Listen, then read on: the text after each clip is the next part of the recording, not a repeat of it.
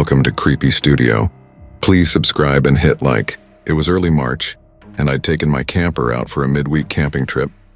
The woods right outside my house had plenty of dirt paths big enough to fit my truck with the camper attached, so I would often find myself staying out there for a couple nights a few times a month. My favorite spot was down a small trail that went out by a lake. The lake itself was huge, but the spot I always went to was secluded and far too random for most people to go to. When I got out there in the morning, I detached the camper from my truck and got my bag together for a hike. There weren't any trails out here from what I knew, but hiking along the lake was still a nice walk and assured me that I wouldn't get lost only a few minutes walk from my camper. Though I came across something really strange, it was a trailer, wedged between a couple of trees, looking rugged and old, almost like it had been out here for years. But I had been this way before, and it definitely wasn't here last time, so someone had to have moved it recently.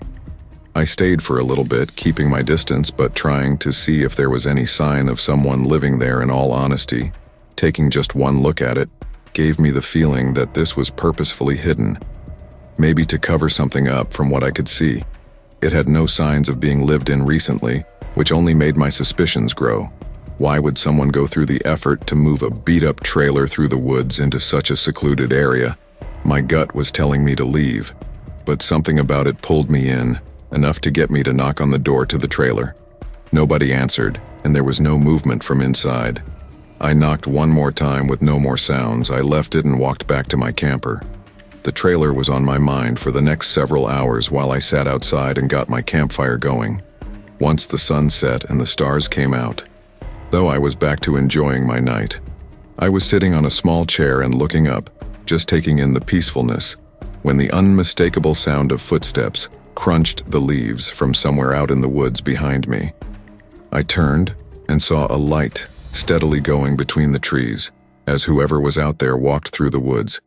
Seeing someone out here was really strange, so I kept my eye on them as they continued toward the lake. But then the light suddenly shut off. I stared off into the darkness for a while, looking for any movement, but couldn't see anything. Then the faint sound of footsteps started again, coming in my direction. They were subtle, clearly trying to be as quiet as possible. I stood up. "Hey, what do you want?" The footsteps stopped sounding like they were just a few yards from me. I waited for a response or some kind of movement, but there was nothing for what felt like an entire minute until they finally started backing up. I heard the steps fade out into the woods, and I put two and two together, realizing he was going in the direction of the abandoned trailer after his really strange behavior, and thinking about the trailer some more. I was not going to risk staying the night. I packed up and reattached my camper to the truck, then turned my brights on and carefully drove down the path. It took a while, but I made it out and decided to call the police to report the strange behavior of the man as well as the trailer. In the morning, I took 2 officers out to where I saw the trailer, but it was gone. And to make it all even more crazy, there were clear trails on the ground, showing the trailer having been dragged all the way up to the lake where the marks faded into the water line.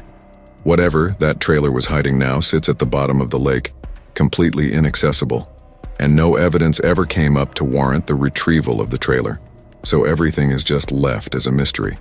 It's terrifying to think of what that man could have done to me had he caught me by the trailer he was hiding, and unfortunately, I will always be haunted with the mystery of what was behind that door.